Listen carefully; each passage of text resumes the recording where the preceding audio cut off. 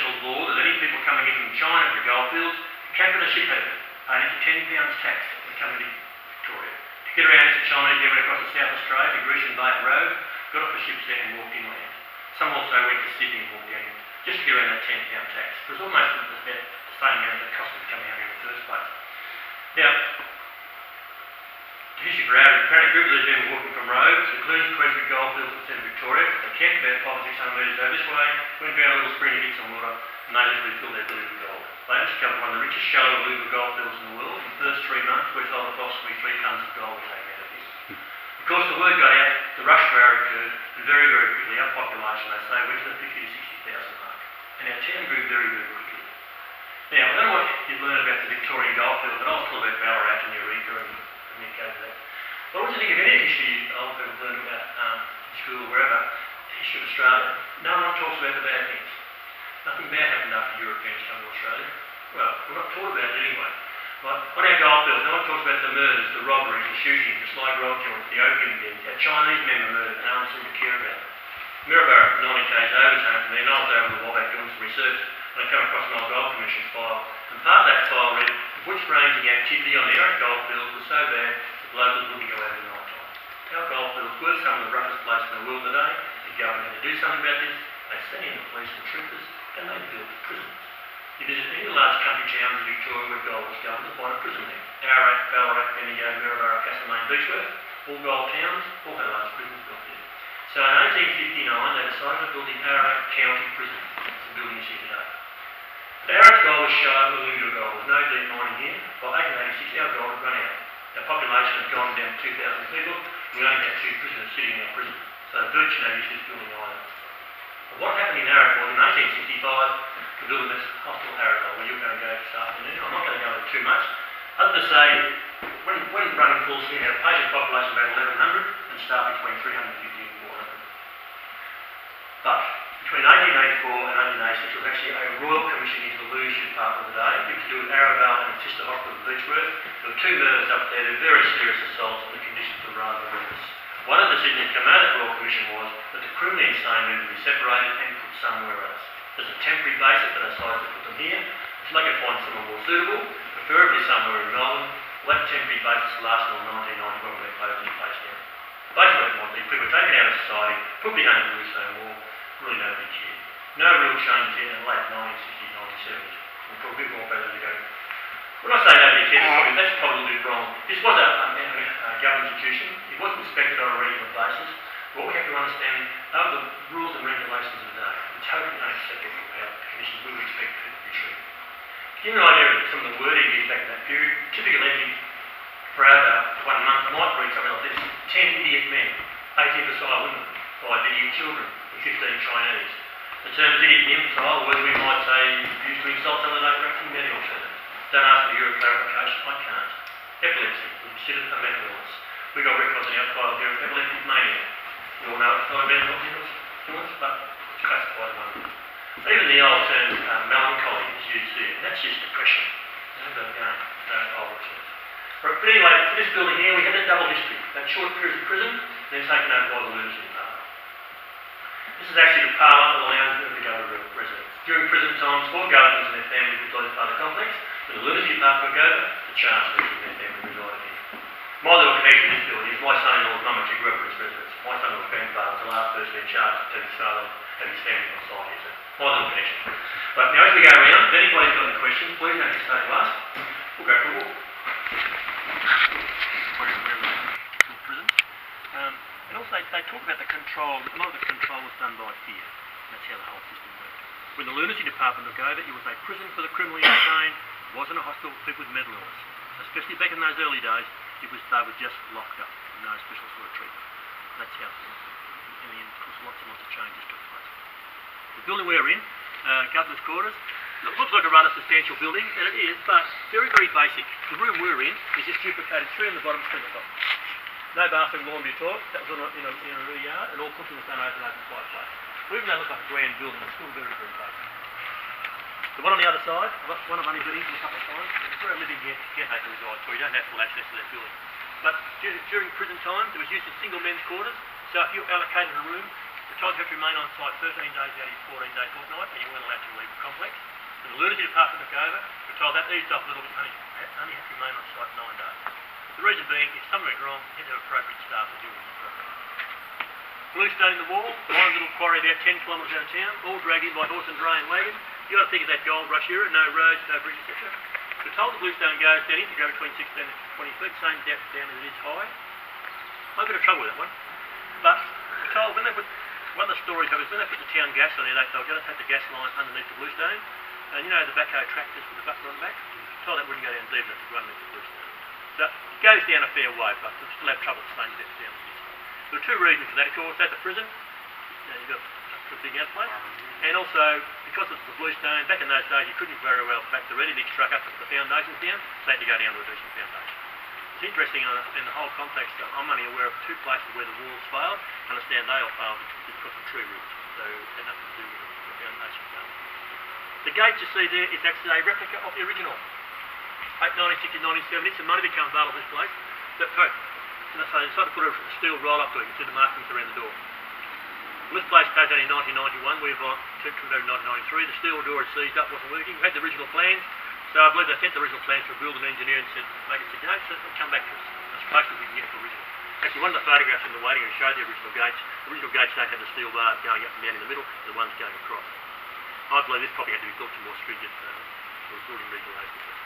But we look at the gate though and ask ourselves the question, why so big? Why so big? The natural answer is the horse and dray, the wagon, whatever. But if you think, if you've ever seen a horse and dray and wagon, that wouldn't have come any more maybe between up to the second rail, someone to the Yarra Cobble Cove coach. Well, they wouldn't have come in here, but even one of those wouldn't have been maybe halfway between second and third rail. Yep. No reason. Can't give you one. Why? I understand the Pentonville prison has that gate. Pentonville prison plan has that gate, and I understand nearly every prison in Victoria, at least Victoria, has that gate because it's part of the plan. And that's the only reason I can think about it. I may be very, very wrong, but there's no other reason for it. Other than maybe you think you're coming up that hill in there back in a horse and dray and wagon or whatever, you're locked behind this big black fence and this big gate for the next 20, 30, 40 years. Maybe it's part of that breaking down, getting that physical sort of breakdown. Little photograph here on the panel.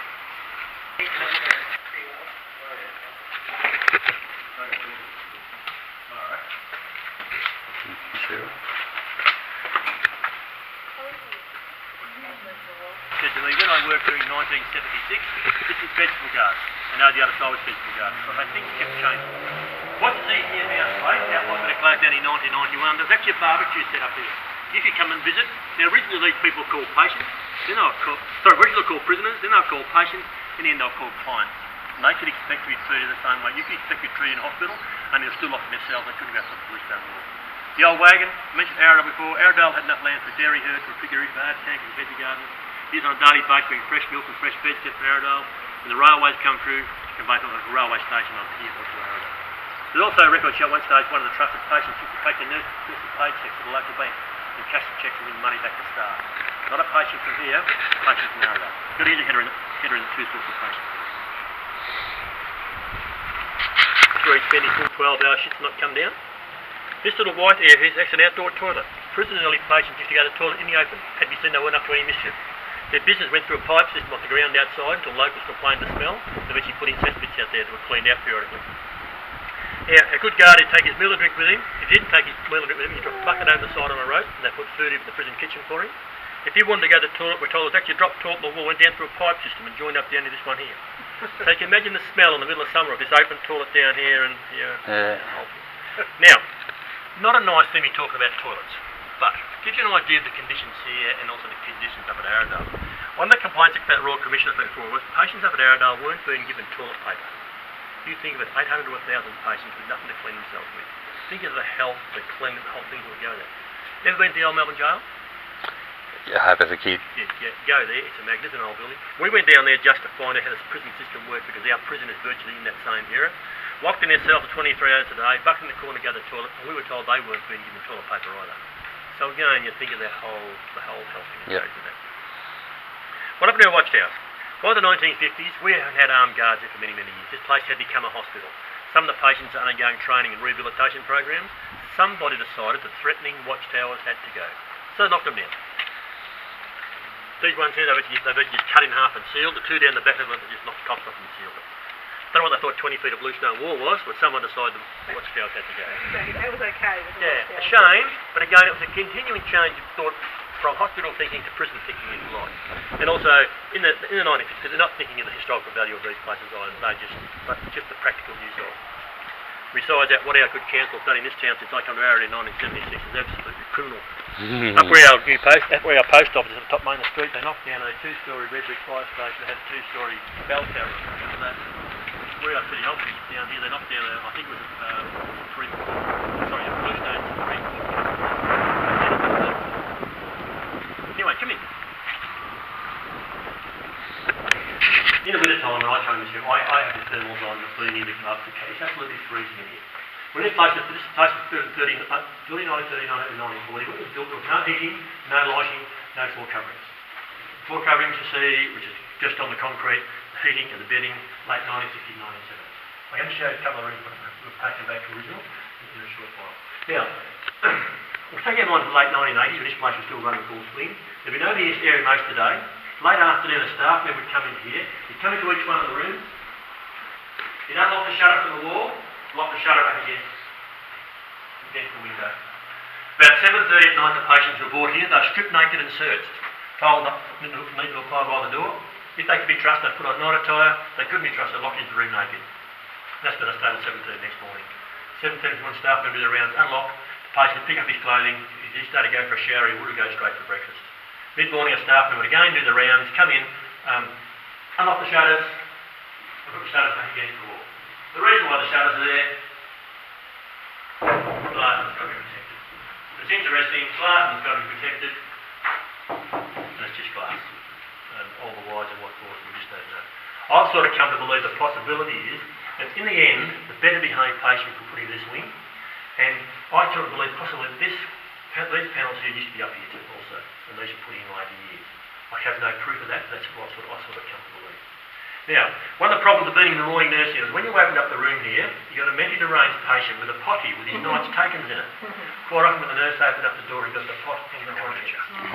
Two of the patients here were so good at that, they actually made rubber mould potties for him. So the nurse wasn't quick enough and he gets stuck in the face with a rubber potty from that one. The potty used to go to the toilet at night time, right? So the man used to slosh it on the beam to the guard when he opened the door. So, Very nice. yeah.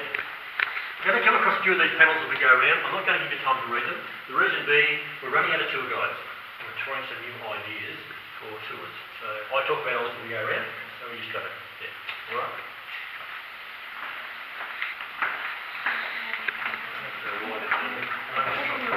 Maybe you're trying to keep this out of here.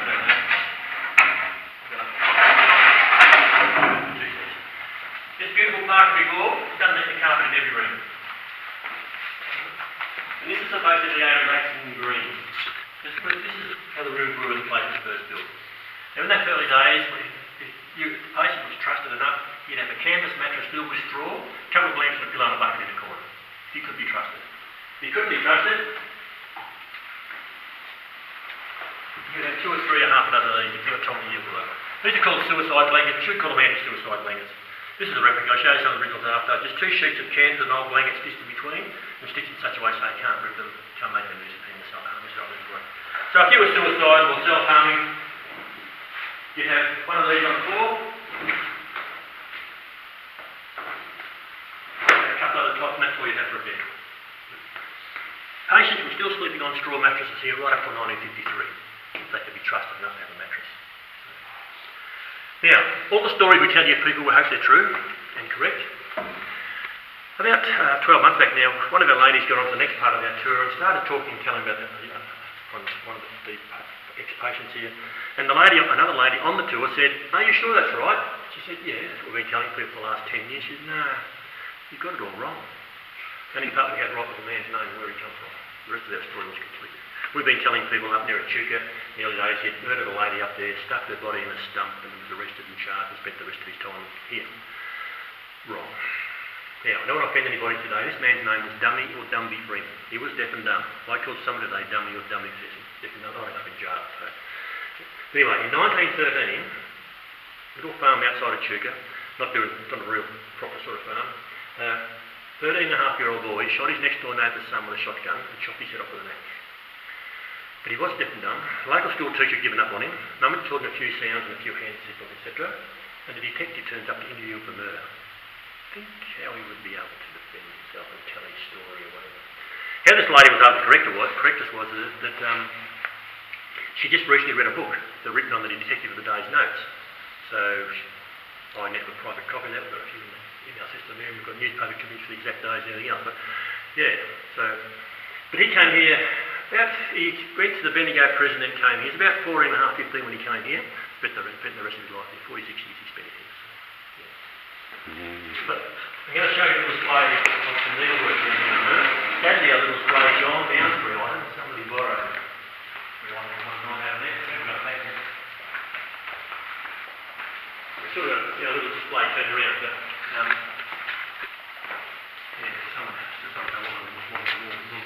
needlework there was done by mail. They're not display properly at the moment, but I've got some more in the museum I'll show you after. Yeah. This was done by dummies, or dummies. Yeah. So things like that were encouraged, if they were... Oh yes, this is but this is sort of, this is when he was a month, this was when he was an adult. Yeah. But it's interesting though, I've had a lot of people tell me that, my dad, who is hearing impaired, he was taught needlework when he was a young lad too. And someone had said, someone else did the same sort of thing. So he was part of therapy for people who were put into institutions and things like that. It's interesting when you read his file though, and I don't know what it's on that from there, but it says, his file was marked congenital mental defect, stroke, deaf and dumb.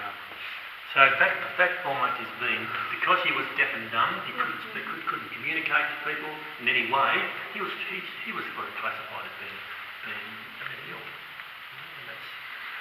Other than the fact that he did kill someone. These institutions, people dying of disease and disease victims die today. We're all talking about how much religious on any person died. It's just like everybody else. If a doctor can't sign a certificate there, an autopsy has to be completed. One of the complaints that came out of the Royal Commission before was apparently somebody would die from Arundel. They bring in an outside doctor to carry out the autopsy in case their own doctor might try and hide some foul play. But apparently after the autopsy was completed, senior staff were going to the morgue and removing body parts. The brain, the anus, the heart, and the random personal experiments.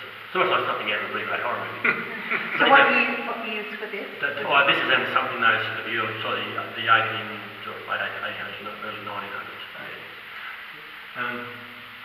We shouldn't be quick to condemn though, because a lot of early discoveries were done by doctors. They took bodies and did things that would be quite accurate.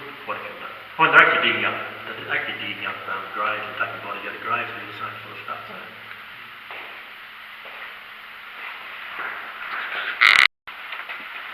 Right, the loo with a view. Alright? Those potties had to be cleaned. So one stage the procedure was they'd march the patients down there with their potties, dump them, flush them, wash them, and hang them hooked up here till they were quiet the next night. Trouble is, a few of the nurses bring them down, quite often as you come down the passageway, there'd be a trip. The nurse would get the contents over it. So to beat that, for a couple of cigarettes a day, a couple of trusts would take the job for them. So we're talking about when cigarettes and tobacco become the monetary system in these places. And things change again. I mean, I can have people come here on a tour and say, I used to work here and we did it this way. And I know at one stage they had a bucket brigade where someone would go with a bucket and do the same sort of thing. So procedures kept changing all the time. Now this looks like high security. I suppose it is in a way. Basically all this is a passageway from that doorway there to this doorway.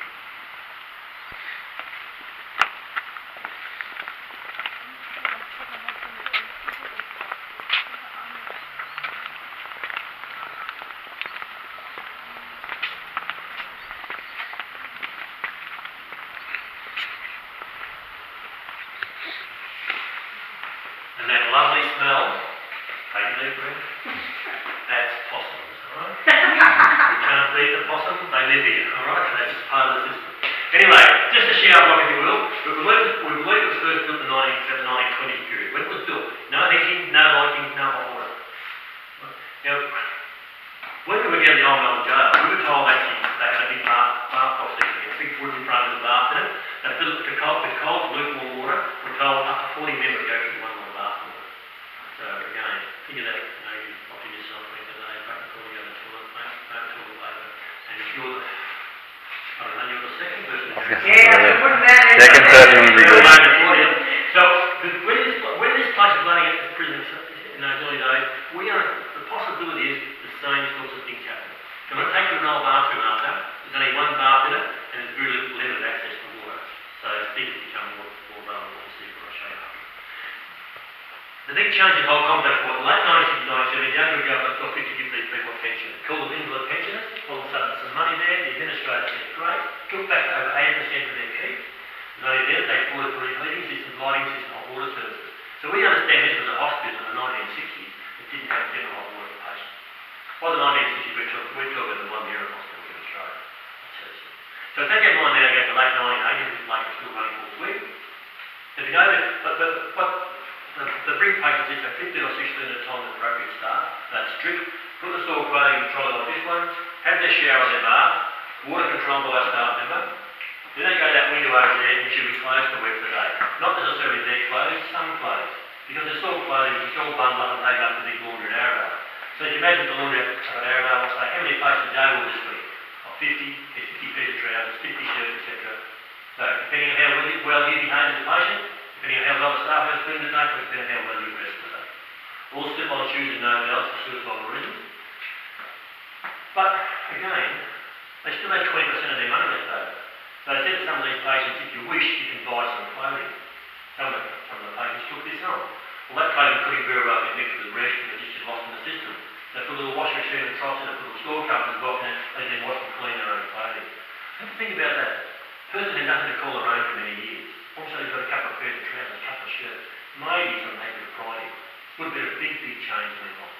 We're aware that one of the patients here used to have a standing order for a brand new suit every year. And he was always well dressed. And I'll tell you more about him later on. Yeah.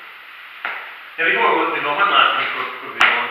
After the Second World War, the patient under control was what's called corporal confinement, violence. Moved around violently, locked in cells, strapped to beds with various restraints. The medication they used didn't work very well. Some had severe side effects. Just after the Second World War, Australia helped develop some medication. They came to the system and things changed drastically. Less violence, less damage, until the extent that some of the patients would actually leave here, go back to Arrowdale, and possibly be released back into society, if they stayed on the medication. Of course, the big word there is if. In Arrowdale, we've got about 18 purpose-built homes who used to reside at Arrowdale and now live under 24-hour care. You could go to a coffee shop, be 2 or 3 city sides of the care. Go to a supermarket, 2 or 3, push the troll around, in the fortnightly groceries. We're still have a very, very big population of patients who would have been in the past locked away from Arrowdale. Up where I live in town here, there's 3 ladies living in units just around from where I live. They get checked on once a day. And I know one of those ladies used to be locked away from Arrowdale. She now helps run the local laundry here. As in, they have a big roof back in the laundry where they do clothing, work for hotels and motels. And Tess, if you go there, Tess actually comes out and she takes your order and she'll deliver. She's not going to walk in the town delivering towels and hairdressers and things like that. So yeah, things have changed so drastically in our whole system. With lead guttering and lead flashing. Nothing about lead poisoning and how it gives you brain damage. We sort of say, well, they're trying to build up a clientele for something they weren't aware this place is going to be. But the thing is, all major buildings had lead guttering and lead flashing and lead pipes. And it's usually the more well-to-do people were actually poisoning themselves with every glass of water they drank. So they're the ones who could afford plumbing. So.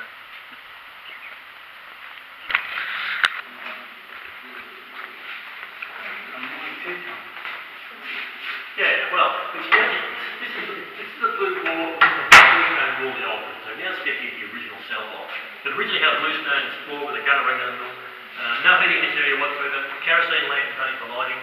The walkway on the second floor used to go around ceiling height, all around this room here. This door used to go straight up 2 stories.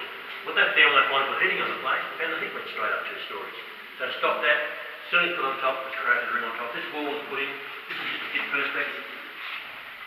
Originally that wall there was back where that black line is, the date changed, we don't know. So in this room here, if you take everything off the wall, give us our can and our fridge, the vacant out room wasn't closed down in 1991. Up until about 1953, just inside the door there was a hole in the floor. We'll talk about the hole in the floor afterwards. I'll see the relevance afterwards. But yeah. But that would have had a bluestone floor. At one stage there was, we're told, open fireplace on one side. And that was the only heating in this whole complex for prisoners and early patients. Yes. And this area here was also the only eating area, living area, recreation area, right up until the 1970s. Now when we talk about patients, very careful, the privacy law is now very strict. One patient we talk about is a bloke by the name of Pierre Hammond. Pierre came out with friends of the big team in 1956 and cooked or cook's assistant. Didn't go home, got a job on the snowy house to spend with the cook. He's very unstable, there is running to the police. Finally come to notice when we naked in the snow, literally carving knife in his gown. Ended at the mental hospital in Melbourne, then the Beechworth Mental Hospital through the system came here. Pierce, of course, Solomon would scream and scream and scream. He'd take the hospital across the way, he would scream for night time. Give him clothing to wear, he'd script him up and water a lap at the front of himself. Only control at meal times, other patients sitting table like on the dining area, Pierre would rush in and tip the tables over, food would go everywhere. So to control Pierre at meal time, remember I told that wall there used to be back here? This was part of the dining area, this little table was made up. You see it was originally bolted down to the floor. Pierre would be brought here. This little apron would put over his shoulders and be tied down the seat. And the staff member would stand beside him. And that was the only way that they could control the meal time. When Pierre died, they found the disease has he got his brain eating his brain away. He's in his advanced stage of cancer and syphilis. So death would probably release the poor soul when he died. And that whole horrible disease of syphilis, pushed back in the early days, one of the first diseases was checked before they started having mental problems. Apparently went to the brain very, very quickly. Now, I'm actually told that some of the patients, they show some restraints afterwards, but I'm actually told some people were restraints all the time. I asked the previous staff who had these people eat, and he said they actually brought to the table, if they can be trusted enough, they'd take the top part of the restraint off and then they feed themselves. If they couldn't be trusted at all, they'd be seated and they'd be hand fed. That's how they had to do that all the time. Some of the patients here were that bad, that's why. Alright. Now, what's your head? You come in, and also what's the little step you come in?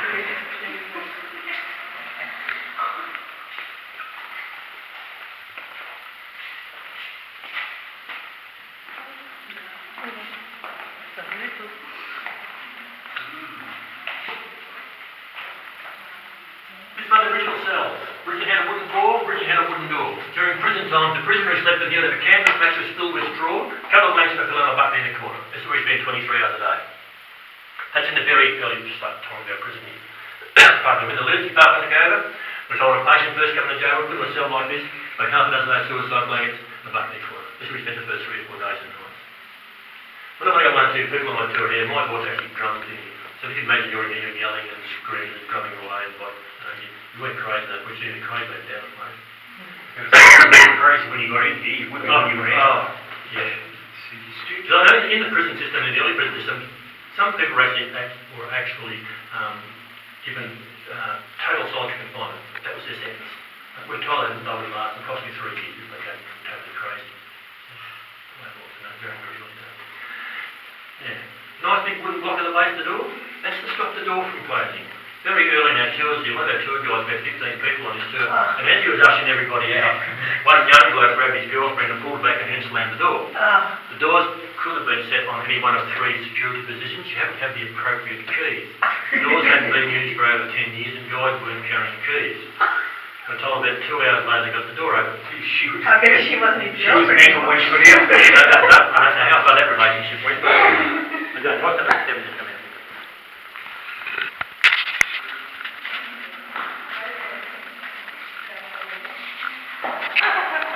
Now, here's my little whinge for the day. If you had a visit with us 18 months ago, we used to have some big panels on here, copies of old newspaper clippings of quite a few of these people down here.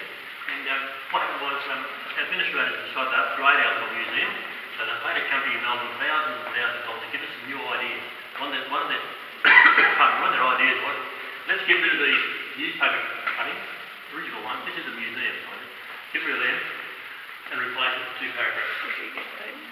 Absolutely. Bill Wallace. Now this is a bloke I talked to who had standard order for a new studio for him. Bill come to notice when he turned 100 years old. When he turned 100, he'd been locked up for 56 years, and he's still a guest here, 100 years of age. And how he got to be in here was, in a cafe off Sydney in Melbourne, he got into an argument with a couple of men in the cafe who wasn't smoking. This agent was sitting on the street outside, but Bill apparently pulled a pistol out and shot one of them dead. Never had his day in court, he declared insane. He was locked up for the government pleasure. Suppose if anyone had forgotten about to leave us in 100. When he turned 103, that decided to let him go. He totally institutionalised, he never survived on the outside, so he finished finally in hospital in Governor Arrow. He died just short of his 100th birthday. If they treated right a perfect gentleman, nice was it? Short someone. Something he really didn't know. I sort of feel surely by the age, had still locked up by the 80s and 90s, surely there was somewhere better in the system to replace something. There's a story about him when he was about 106, sitting there wanting to have a meal up at Arrowdale, and his meal in front of him, piece of bread beside his plate. Don't find the other place to lean over and said, hey Bill, you want that piece of bread? It was that still fit a full, failed his young before. So we still had spark even at that age. So possibly over the years there's things like that that we're not aware of. Now, for many, many years, you used to have church service right at virtual denominations were set up, table and a few chairs, etc. The trouble is, those patients didn't want to attend with a drug. The patient in my name, William Carr, attended every church service, didn't matter which denomination it was, and he was continuing to start some little church and a chapel. And I'd say, got the way to put it, got money to build one. We go there. He pushed and pushed. Wrote to his family in England, and they sent over a rather large donation. Come in. For the money they sent over, and the work of one staff over there, they created this little chapel.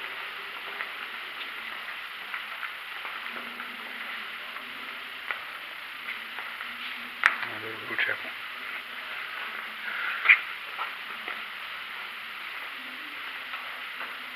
Now, originally, this was a double cell, and it's got the wall of the cell next door to extend it. This was actually the guard's room on this level. There's no, they can sit outside. Sit on the chair. This is over the fireplace. So, this is the only cell or room in the whole complex here that had any heating. This is the guard's room. Again, think of the change there. Other than having a table out there and a few chairs, they've now got their own church. Some of these have become very religious. We're aware of one man, local called Tom Barney. Tom come from down Bairnsdale Way. Absolutely hated the coppers down there. Hated them because something they'd done his uncle, I believe he'd done his uncle. But this hate built up until it totally consumed him. He burned the Bairnsdale police car, tried to burn the Bairnsdale police station down. He had various run-ins with the police. In the end, we turned into a methylated spirit drinker, which of course affects the brain and everything else. He spent time in prison, time at Arrowdale and time here. Now, I don't know what your religious beliefs are, and that doesn't really matter. I must admit mine aren't very strong, but someone's had to say, I found God or in the Bible and stuff, I just say, you're right. Here's a story about a bloke who was handed a Bible and it turned his life completely around. It turned his life around to the extent that he could actually leave here, start his own concrete business and lead a full and fulfilled life. And it was all because he's found religion. I think there's another big plus. Another big plus is his wife took Brian from way to go, and would have been a big thing also. But he actually wrote a book on his life, which we sell here, and he came back once to promote the book, and he asked, how would you describe your time here? And he said, there's only one word, and that word's hell. Sadly, in his book, he doesn't describe hell. He doesn't describe how he was badly treated, how it was mentally or anything else. So it's a real shame. But I think the book's been heavily censored. But it's a shame. My wife bought the book. It's a good book, but it just doesn't give you that. Because we're sure over the years people were mistreated in places like this. And what's you locked up in a cell for 3 hours an hour on that, especially in those early days, there's nothing to do. I want you to take notice how thick the wall is. I've got a little story to tell you about a wall in the moment, the one between cells. Alright? And killed him. He also believed he was Group Captain Peter Townsend. Come on, history-wise, who's Group Captain Peter Townsend? Peter Townsend. Captain Peter Townsend. Come on, go on. No? Royalty. Think of royalty for a minute. No? No good? He was first married to Princess Margaret. He was Princess Margaret's first whatever husband was. Right? He also believed that the Queen was going to come and get him and take him out of here. He wrote a letter to the Queen once a week requesting her to come and get him. So he's got an eye missing here. That was a result of a fight in here. He was also convinced that the Queen wasn't going to come and get him until he lost the other eye. So that had to go. If anybody wanted to upset him, all they had to do was make some homosexual man kill him go right up there. He was classified as the old-fashioned homicidal maniac. Head psychiatrist he was interviewed in the 1970s, and he said, this man, he will kill again. He will either kill a staff member or he will kill a patient. As far as he was concerned, everybody here was his enemy, and that's how it was. So he was like had to be separated all the time and watched all the time, controlled all the time. Now, we spoke about somebody around the back who was about 14 and a half, 15 when he came here, but he wasn't the youngest person in the lock-up here. Wayne Patrick Clancy. He came here when he was 13 years old. What a fact. He was. He's of age. He's got a two-storey window and he's seen brain damage. He grew into a very tall, strong, wiry, violent, totally uncontrollable. At 12 years of age, he tried to kill another boy. He escaped at school before he fought with staff, so the decision was to put him in here. Did you think of it? 12 years old. 13-year-old boy. 13-year-old boy put in with them if he had done such horrendous crimes. His life would have been absolutely hell. Now, I was actually a copper in this town for 29 years, and I had some personal dealing with this bloke. He escaped out of here with 3 others at one stage. This is in later years. He broke into a house, had a go at unarmed police in the driveway of the house at night. He found, just lucky the policeman picked up a pitchfork in the garden and faced him. Clancy was back in the house, and that's where we arrested him. He was charged with numerous offences. They didn't go anywhere because he was inmate here. The thing was, the media got hold of the story, and the media found none. And in the end, he was actually eventually released from here. He decided he would never ever have been locked up. He got over $200,000 out of the government for his troubles. All of a sudden he found lots of mates. That didn't last very long. Not long after he released, he came bashing on the front door of the place with a box of beer under his arm, wanting to have a drink with his mates. Of course, he was turned away. That night he stole a tow truck in town. He looked at the pipe, he couldn't find anything. He sharpened his mind there. Since his release, he's committed over 300 offences. We used to have some newspaper clippings on this bloke here too, and one of the newspapers says, murderer on parole convicted of rape. So that's bad enough in itself. The real subheading was what the judge says. The judge says, I was making a movie, I couldn't think of a more horrible scenario. The judge wasn't talking about the offences he's committed, he's talking about how the system completely failed 13-year-old boy. It's just so horrendous. And I understand that he's in the prison system too, so probably will be for the rest of his life at home. Just take that mentality. Now, electric convulsive therapy, electric shock treatment. Very controversial. What it was in those early days, just no big hospitals up in New South Wales, untold damage done to those patients. What it does is it actually introduces an epileptic fit. Because some of the fits up at that stage was so severe that patients jerked their head and broke bones. It's very, very controversial, but it is still used today. Up in our office, somebody got a newspaper clipping just before Christmas we have in our office, and it says it's actually on the increase. It's increased 10% in the last 10 years. And it's usually being used more in private sector and used more on people from the ages of 13 to 19. I had a young bloke on a tour yesterday who was actually a psych nurse in one of the big hospitals in Melbourne, and he said it's a fantastic tool. And yet, there are other people saying it is absolutely horrendous and should never be used. But, yeah. My wife watched a show on TV last year called A Place to Call Home. My wife watched it religiously. Anyway, part of that show showed a family who, in the show, this show was based in the 1950s, the son was homosexual. And because in the 1950s homosexuality was such,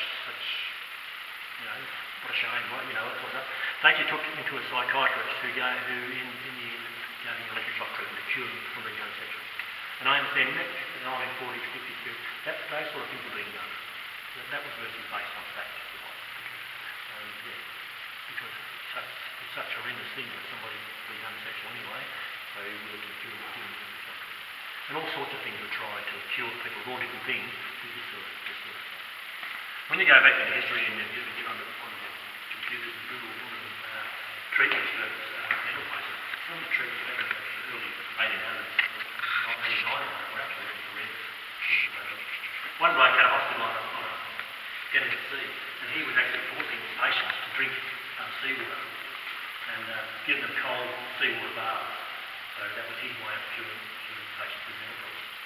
Another bloke in there was the James Drury chair that hangs on the chain. So the thing I had one like that, but they'd strap them to it, and then they just stand there and spin it as fast as they could.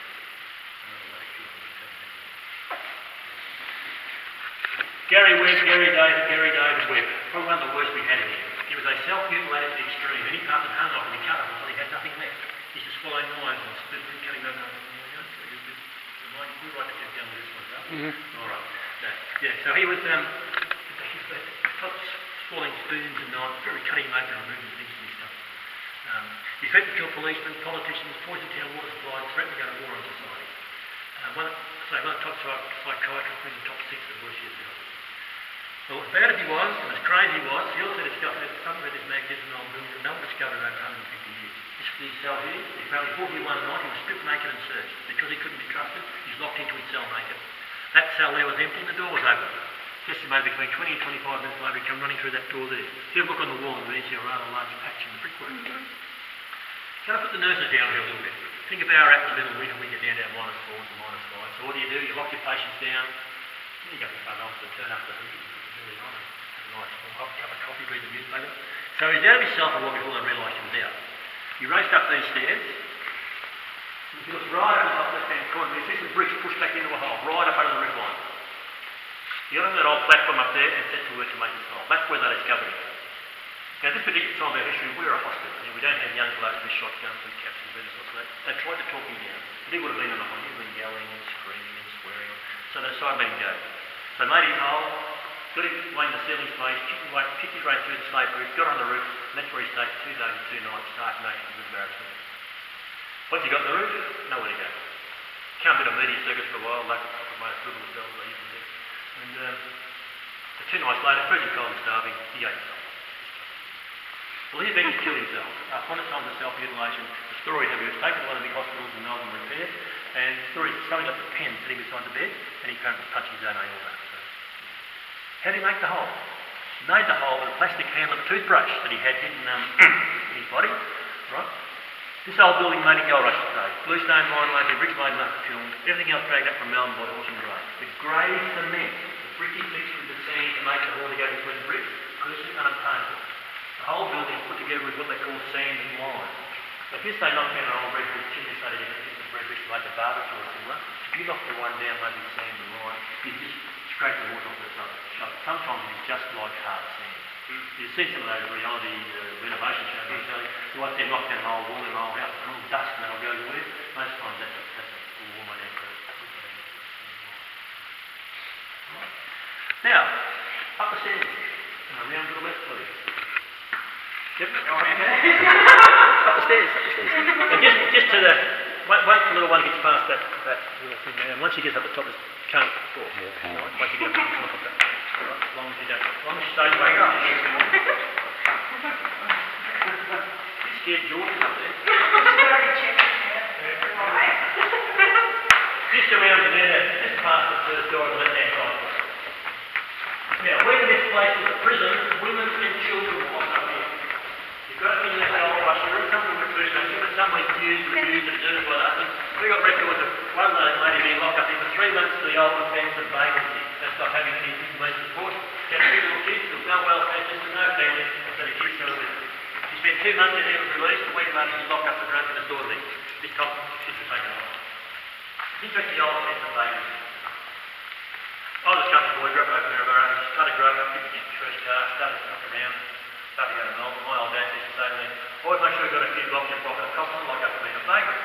That's how they like that. Anyway, I came across, I went to Melbourne, started locking up vagrants. I think it is. An old bloke, nowhere to live, got no fucking weed, I wasn't in Melbourne, so we grabbed him, we charged him with vagrancy.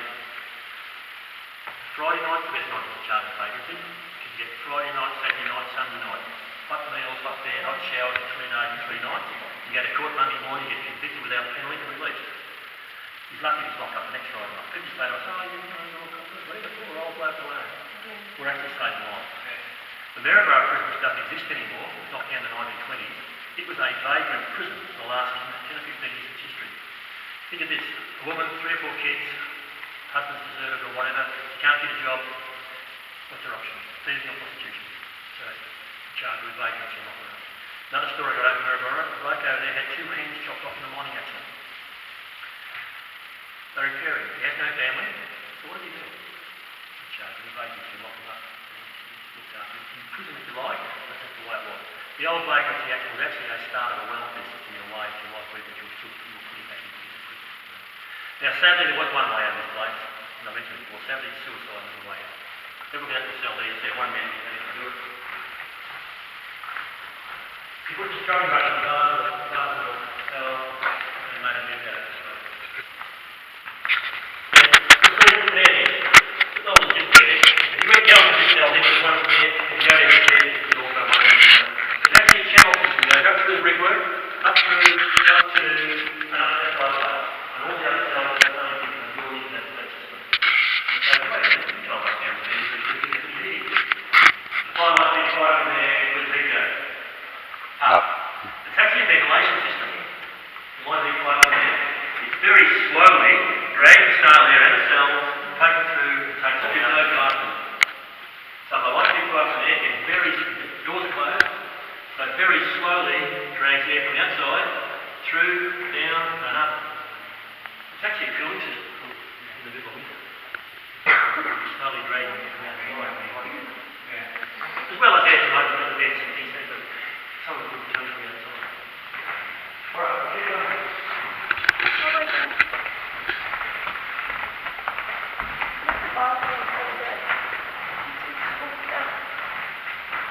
These people have to be up there at 2 o'clock, is that right? Yeah. And we're there, we've got to get moving a little bit, alright?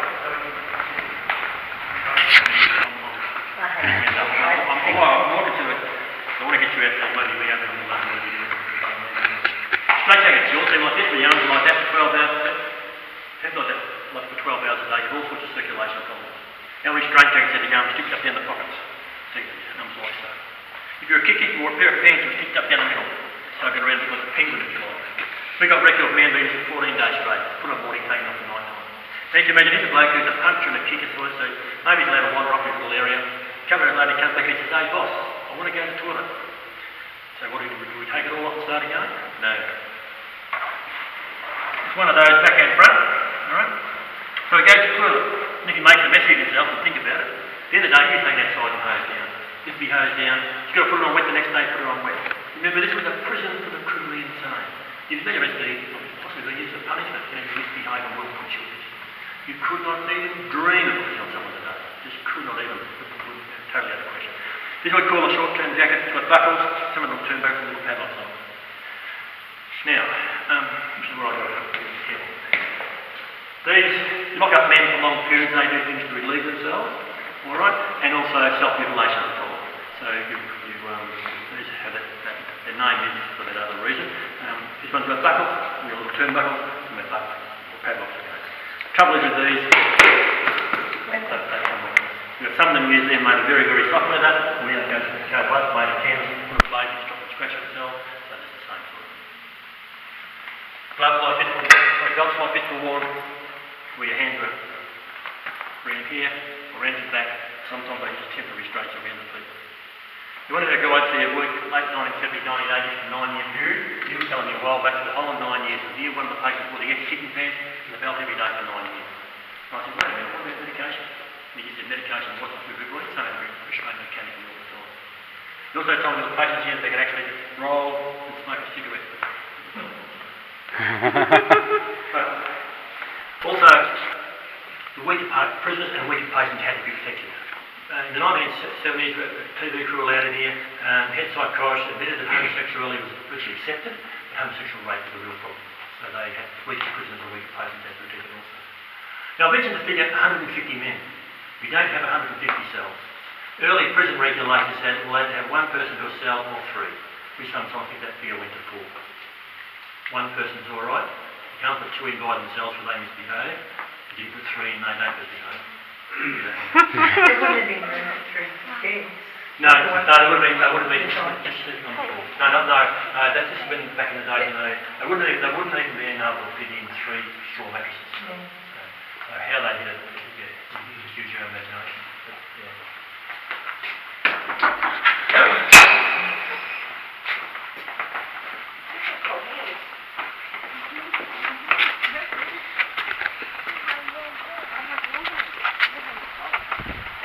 Alright, so originally the Bridgestone wall went through here full height. One went down through the middle, one went through the other. So a guard up through the firearm would overlook 4, the guard out the corner would overlook 2.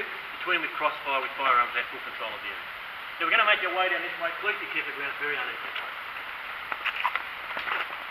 All the furniture and the trees you see here are sort of 1960s onwards. Now I'm starting a program to have the trees removed. Not part of it. So you'll see the big roots going over towards that bluestone wall. Yeah. Doing nothing now. Yep. Might not do anything for 5 years. Conservatory room. Well, I know you preserve your bathroom, the woodwork and the pottery. So we're getting into the 1960s, 70s sort of period. Swimming pool, 1970s again. You understand the staff used the pool more than the patients ever did. Water safety fence. Water can move the cook back and we cook half 1 foot on there, I can go over there in 30 seconds. This is actually just a separation fence. We have a photograph of that bloke who I said was, he thought he's married to Princess Margaret. Him behind the wall, and he was sort of about here. So he was separated from there. Okay.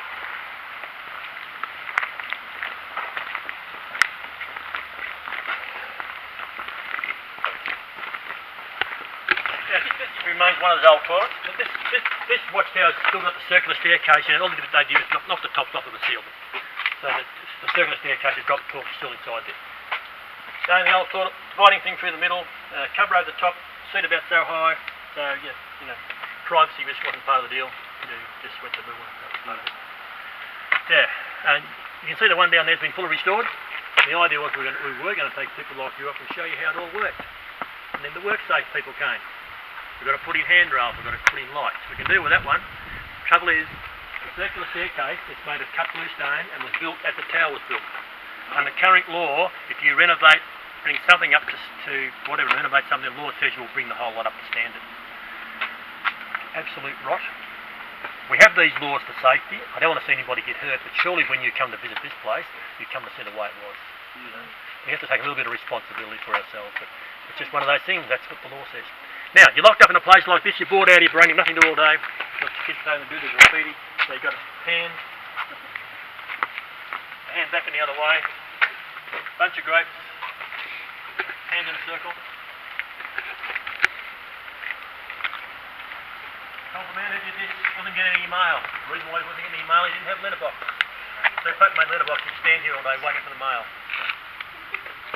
That's interesting, so sad. It's usually ladies who tell me this story. Apparently in one of the old people's homes these days, they've actually got a bench, shelter, garbage bin, a sign up saying bus stop. And all the oldies with Alzheimer's go down and sit and wait for a bus to come. The lady the other day said, oh, we haven't got a bus stop, we've got a train station. Same thing. Seat, garbage bin, sign. Another lady said, oh, we've put in one of those old-fashioned telephones where you put your money in and dial. So they give them $1, go down and dial the phone, they talk to somebody who's not there for half an hour. Sad? The sad part about those stories is this. I'm hitting there very quick. But it's probably not sad. I mean, it gives them a reason. Gives them something to do. Yeah, it is. Hospital.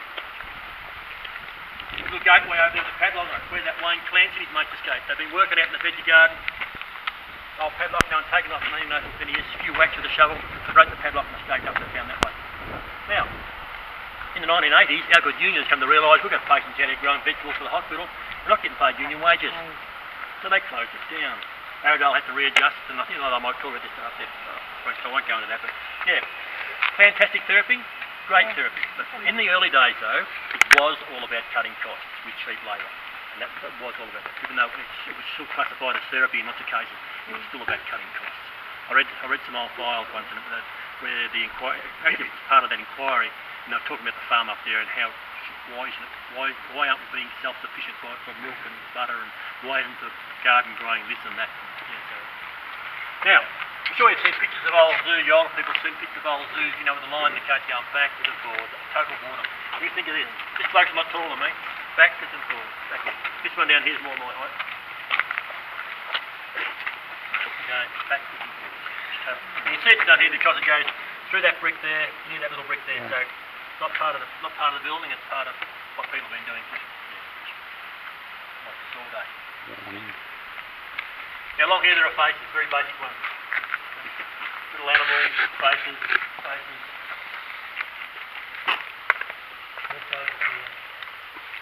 Down here's got a name, then Davis, it's got a date of birth of 1823 or 5, then it's got died. We can't be able to put up your own death notice. We don't know who this bloke is. Sadly, a lot of our early records are gone, so we just don't know who it relates to or what it relates to. So. But again, another little hand here, more basic one, and plain little animals and things. More faces. People often ask how, don't know. Why they do it, we don't know, and when they were done, we don't know. What we do know is that a lot of people here, they have the old hobnail boots, and old hobnail boots with a little horseshoe around the back and whatever. Maybe one of those with small knot, and they use that to scrape things. Because we know one of the blokes who did some of the work in the museum picked up old nails and old boots and things, and he made a lot of woodwork out. He made tools out of those. So, yeah. Now the watchtower there, restored, that's been about 2 or 3 years now. I was dead against the watchtower being done. We're going to do both. We've run out of money. Because my idea is this place from day open to day closed. Do we put them back? Do we put the walls back? What part of history are we trying to grab? But anyway, they got this one done. The site had the official opening. They invited the local member, the mayor, the Ballarat Telly, the newspaper, give them all free morning tea, promotion. The night before the opening, the council were coming in a roll of wire and electric drill. You can see the wire on the handrail. Look at this. The one down the bottom. He whacked that in for us. So in one fell swoop, all our heritage work went out the door. Current building regulations say no land has a gap wide enough for a child to put their head through. You can't do it. The reason that law was there because you could be made a martyr of, you could be prayed over, you didn't exist anymore. What if someone said, hey Ron, We're going to have another hanging this week. Go and dig at the grave. How do I know if I'm digging down with someone, another person is buried? We believe our three are buried over here. We originally had to get special permission to put the markers on the wall. We believe they're buried because of this. The broad arrow mark there, the broad arrow mark there, and one there. So we believe they're buried here. They were just wrapped in cloth and buried in quick line. They're buried either one of two ways. They're either laid flat, face down, or buried standing up facing the wall. The two thoughts of burial, laying flat face down, you can't see to God. Standing up facing the wall, you're forever standing, you never rest, and you don't take up much space. Henry Morgan, horrible crime on a young girl and then killed her. Burns. Over there, Dunkeld Way, he's charged with one murder, acquitted with that murder charge with the second, which is one he was hung on. Andrew Bear, over there, St Arnott, had in the gold mining enterprise, he had an argument with a partner. The partner got out of that enterprise and started something new. Bear found out about it, bought into it through a dummy partner. They had another argument, and Bear ended up shooting with a shotgun. So, Henry Morgan, the horrible crime that he committed, he had 14 children of his own. About 2 years ago back now, we had a bus tour come through from Morwell. Bloke got off the bus, come to see where his great-great-great-grandfather had been. And about 6 months later, the young bloke doing the family tree, he'd come and see where he's whatever. Neither has been proud of this man, just part of their family history. I mean, none of us have any control what our family's done in the past, what they might do in the future. It's just life, isn't it? That's just the way it is.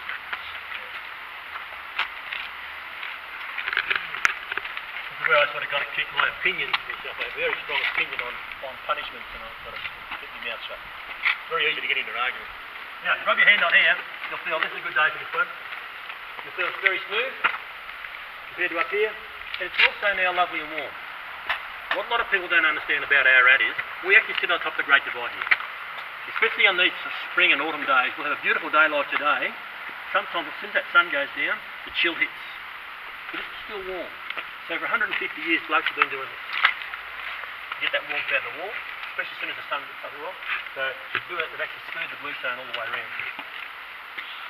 This corner here is called a mortise corner. Originally this corner used to be at 90 degrees. The story of a prisoner in here, when they're at 90 degrees, is he's pushing himself into the corner and doing his exercise and pushing himself off the ground. Did it day after day, for weeks and time. And then one day when the guards weren't watching, up he went. Dropped over the other side and escaped.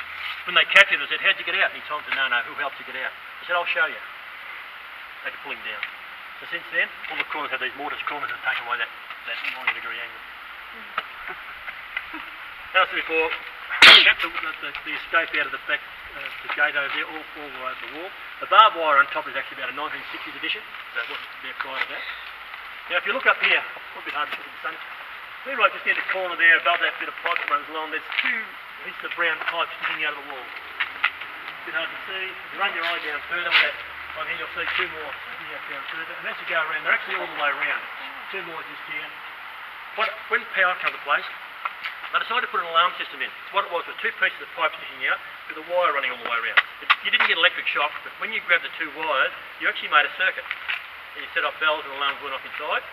Fantastic. I don't know whether you've noticed all the possum poo around the place, though. They used to go up a dozen times a night. So that's absolutely yeah. Alright, I'm going to go soon. I'm going to go soon.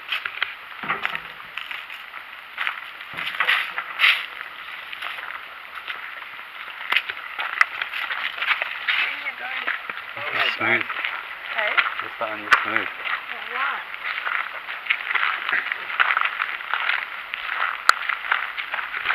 Now, the work you see there, that's called cut pointing. And it's being done on most of the walls because over the years the mortar has washed out because of that really soft mortar.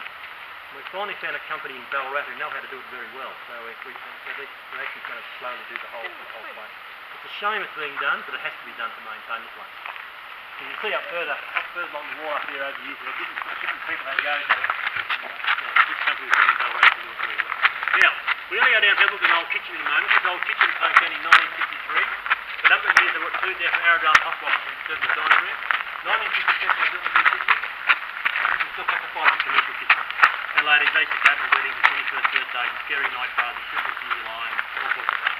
We've actually had wedding receptions in the cell. The modern staircase compared to the rest of the building. The reason why it's here, when they built one of the buildings on the front, they locked off the original staircase. For many years there's no access to this area. decided to put a new gas-fired boiler in its out here, so it had to have some access to the place. Now, this is the workyard of the old kitchen. We'll have some wood stacking it around the wall. There's so wood over the place, stack it around the walls. There's a ring on the wall up here, which holds a lower beach to carry a bullock over the side, hanging on ropes and gambles here. So if you can imagine the cook, you know, cutting up meat, sloshing water against water, so he's washed all the water out, blood and the water flowing down there, their water supply over there, you know, flies buzzing around, you know, health and safety just wasn't part of the deal. Alright, coming to my favourite part of it. This way.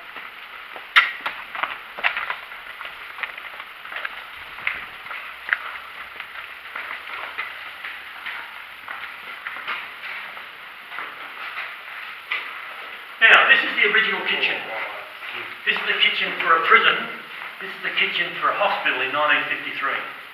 Right, so this was still being used right up until 1953. So what are we cooking? We're cooking soups and stews over and over and over again. When we went down to the old Melbourne jail, we were told breakfast was a bowl of hominy. Hominy is just a thick gruely porridge. I have porridge every now and then. We'll have milk and sugar and drizzle honey on mine. This is just a thick gruel. Lunch was a bowl of stew and a piece of bread. Evening was a bowl of hominy. This is just over and over and over again. Bakers oven for fresh bread every second or third day. Now, over here we've got there used to be three big coppers built in here. These just sat here for show. So there was 5 pot water here. But what I want you to think about, again, I see Melbourne, wherever you go, what do you want me to come on?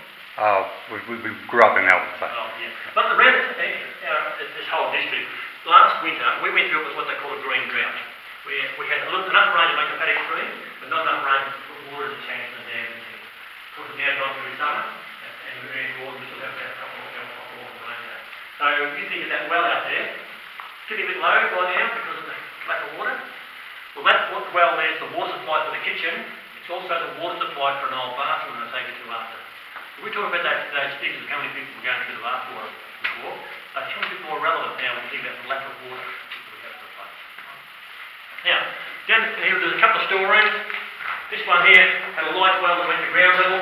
That's been blocked off now because of where the west wing is. It's blocked that night well off.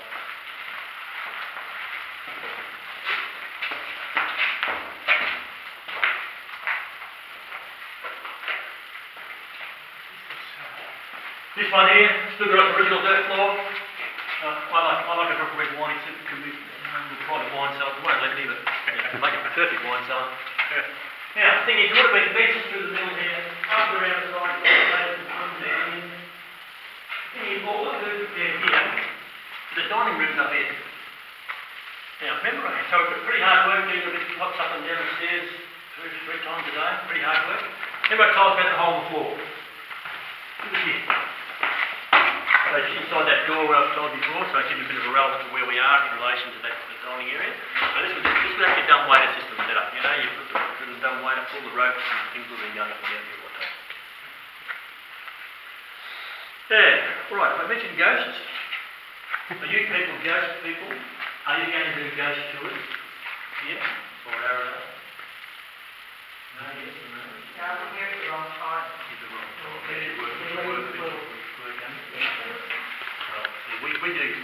We started doing night tours here, which is your tour in the dark. And because we're all volunteers, the rule was we had to have 10 people. We've had 2 people turn up and pay for 10 just to do your tour in the dark. The same stories as I'm telling you. We realised, well, this is pretty good. So we now do ghost tours because there's a company called Beechworth Landing Tours that come down and do ones at Arrowdale and they do something. So we decided we can't run enough. But you want to know something? Every story we tell, every story is absolute garbage. Absolute. We've had people who work at Arrowdale and work here, and not one of them, they work on night shift, not one of them can tell a ghost story. Not one. If you want a ghost story, go and jump on the ghost train over the park. We're making a mint out of it. That's the only reason we do it. Money. Can you sack volunteers? I suppose you can tell me what you've done. But it is, I'm a business, I don't believe in ghosts. One day I'm going to walk around this place, someone's going to tap me on the shoulder, drop dead in the spot, and thing is, like, we do have a lot of school groups come through. The first thing the kids ask is the place haunted? And of course, I go along with George. George, anything he goes crash rattle bang, blame George. He's always asked for a volunteer to open his door. This is where George lives. Alright.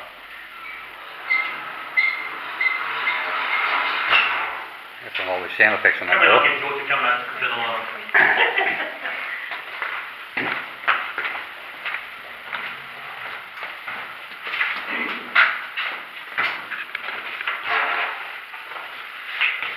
We don't have anything that jumps out and goes boo or whatever.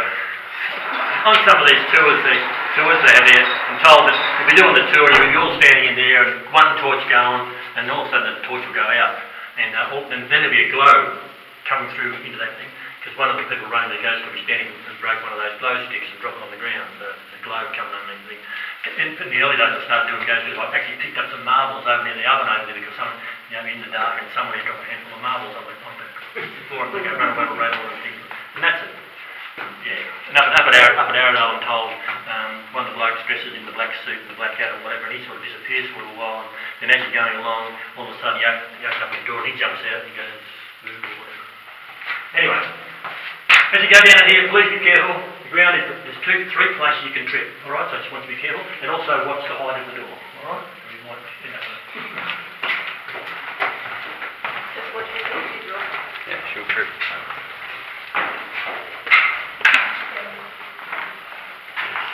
Yep.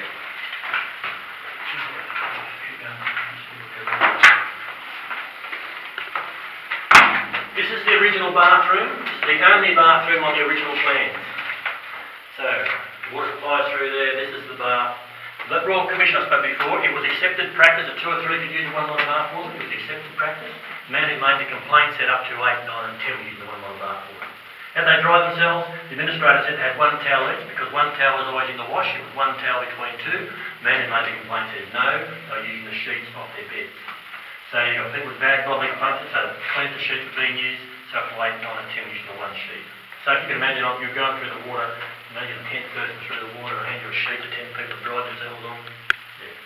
And I tend to think, possibly by the time you got to 8, 9, and they might not empty the water out, they probably just topped it up with a couple of buckets of fresh water. Now that used to be a steel frame in there with glass in it. That was actually a light well. There's now a concrete slab on the outside so the light doesn't get in. Now, when they stopped using this as a bathroom, they built this little area here, put these bars in, used to hang meat off here, fill this with sawdust, light the sawdust, many years was used as a smoke house. That's why the walls were blown out. Alright, carefully up. Some ladies down to show around the kitchen who saw it closed down to the prison. Going back up the stairs, he had a massive heart attack. He was actually dragged out and he died in the yard of the kitchen. So if any ghost, then it was a ghost of the poor old governor. We know this story is true because the full copy of his inquest in our file. As you go up the stairs, notice how the blue stones are all worn. Carefully up the stairs. Go on.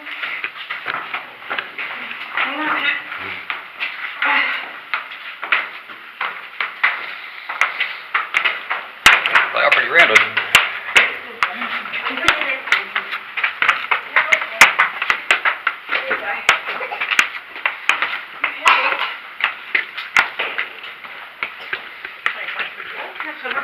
Yeah, well, when they built this room on here, the concrete floor used to go right through to there, and that goes back to the storeroom of the kitchen. So this was blocked off for many years.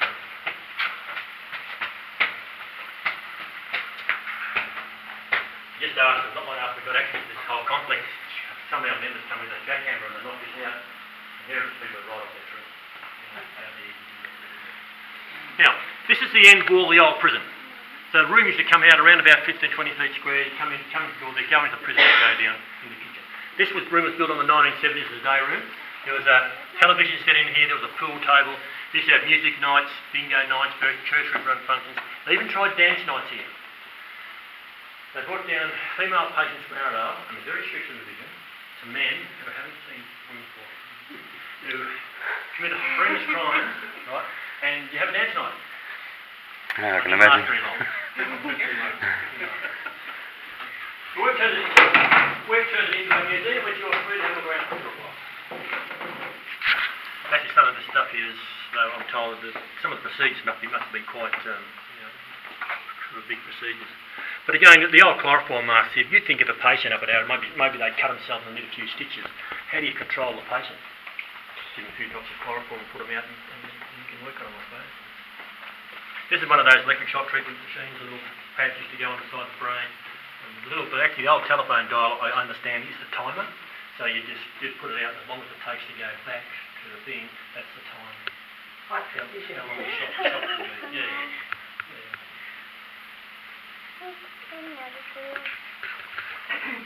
Now, if you had visit us on a Sunday or a public holiday, and you do a morning tour here, you can actually stay here and you can do reading and research. Because what happens on Sunday in public holiday, we have 6 tours going through the day.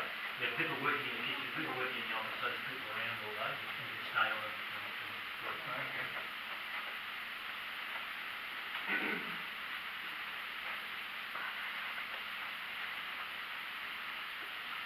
I told you about Tom Barney before, the bloke who was given the Bible. Well, this picture over here is him. Yeah, that's him going over here.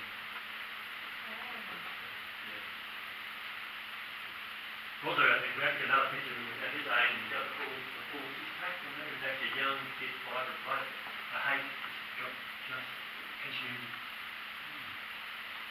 And it was also, when you read the story, it's a prime example of country football club.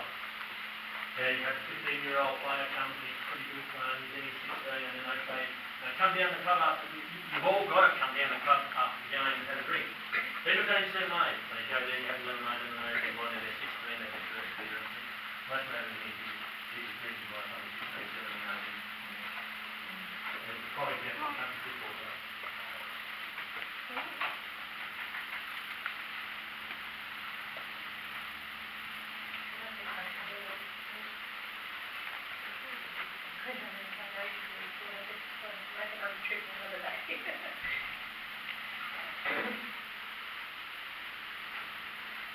Yeah, it's quite a bit stuff to read on there.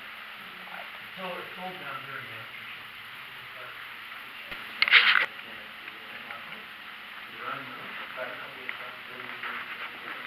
There's one all back here. What on this stuff?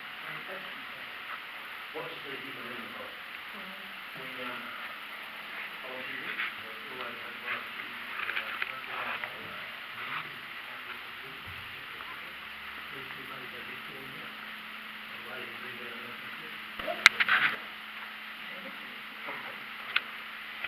But I haven't got off his bum and I haven't done anything to it.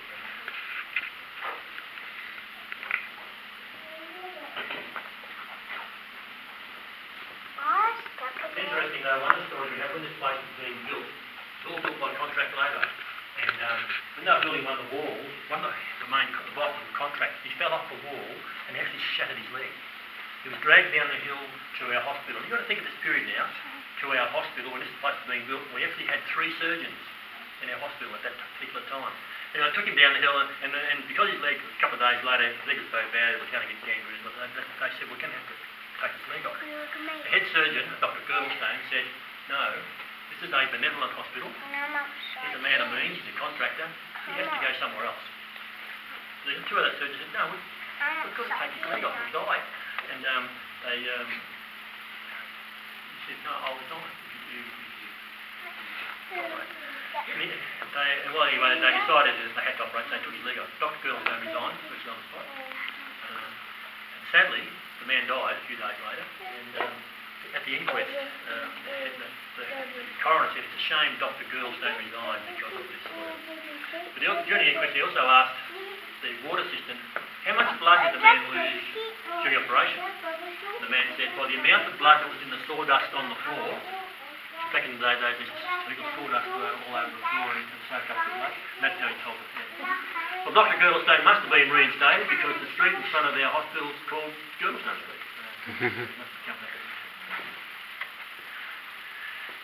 Yeah, there are lots of stories. There's a story about the pumpkin man. One of the blokes working down the yard used to grow pumpkins, and he had this beautiful big pumpkin patch. One of the patients here had some beautiful big pumpkins. So one day he came to the kitchen staff and he said, do you want the pumpkins? The pumpkins are ready. And the staff said, yeah, as soon as they're ready. He said, well, I've got one down there that's going to be perfect in about a week's time. So, fantastic. About late one afternoon, about a week's time, he brought the pumpkin, picked the pumpkin up and put it inside the kitchen area for the staff the next morning. When the staff come in the next morning, it was absolutely smelling. kitchen. I couldn't work out what it was. And I wandered around, sniffing. They come to this pumpkin. What the man has done, he's been using his toilet for a week. Cut the top out of it, cleaned it out. Presented to the staff. So our staff don't serve pumpkin soup. To our, and I started doing tours here. This brought back a day in my life that I'd actually put aside. I sort of hadn't forgotten about, but put aside if you like. As I mentioned before, I was a cobbler for 33 years. Now, this is a story done by story told by Mr. Dunn, a barrister in Melbourne. It's a story he told on his retirement. It goes a bit like this. Mr. Dunn one day went into the Ultimate Magistrate Court one day. When he walked in, the magistrate called him over and said, Mr. Dunn, can you help me out? Got a bloke over there who's been charged with vagrancy. He's got no one to talk for him. Can you help me out the court out? So Mr. Dunn, of course, wanted to give him the good books of the magistrate for the day. Well, no, this bloke started talking to him. Little skinny, little run of a man, dirty blue singlet, thongs made out of car tyres, real skinny little run. Anyway, Dunn has a chat to him, finds out he's got a bank account. So he's not a vagrant. Apparently Mr. Dunn stands up in court, gets him off the charge. And for whatever reason, after the court, he puts him in his car, drives him around the corner to a coffee shop, buys him a sandwich and a cup of coffee, and so on. End of story. Anyway, Mr. Dunn, him and his wife, he'd done one of those big old mansions out Hawthorne Way. He bought one of those big old mansions out Hawthorne. Him and his wife moved in. They're not there very long. And they'd come downstairs in the morning and there's bread and milk on the table. Someone'd be in the house. Funny little gum nut sitting on the table. They'd call the police. The police would come, check it out, can't work out if anybody's broken into the house. Anyway, they'd go away. A couple of days later, Mr. Dunn and his wife would come downstairs, bread and milk on the table, something be in the fridge, and one little gum nut meat over there.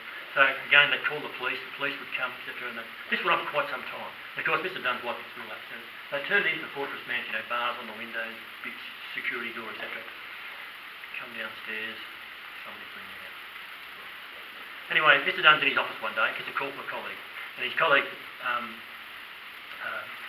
says, I've got a job, I've got a bloke who's in charge of very, very serious offence. He wants you to be on the defence team. Mr. Dunn says, oh, no, I've got too much inflation on, can't take on any of the jobs. He said, no, well, he's asking for you by name. Mr. Dunn said, oh, what's his name? And his colleague tells him. He said, no, I don't know.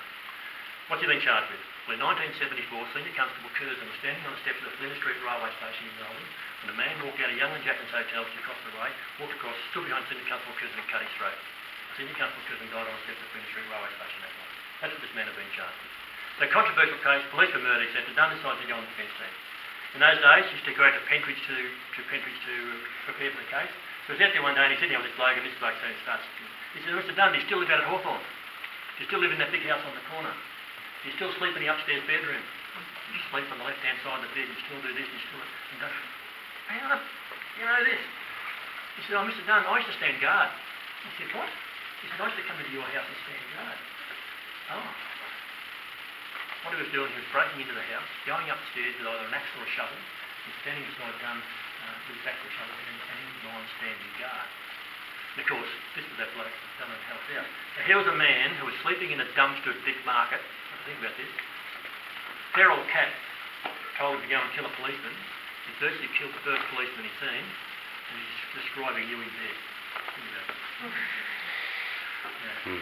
Probably a lot moving. Yeah. How was he breaking into the house? He was a skinny little run of a man, they old-fashioned toilet windows with a little window. He was sliding those out, squeezing himself in, going upstairs, standing guard, coming downstairs, getting a glass of milk, a bit of bread or whatever, and then why do I rate the story in a big way? In 1974, a very, very junior constable used to call a city traffic patrol division. With the funny coppers back in those days used to wear pit helmets and long white gloves and direct traffic. Senior Constable Curzon was a mentor of mine. I was a very, very junior connie out of the academy. Could have been anyone with about 60 like that. So when you're laying in your bed tonight, you get a tweak out of the package, right? Think about it. Somebody standing guard. Imagine what...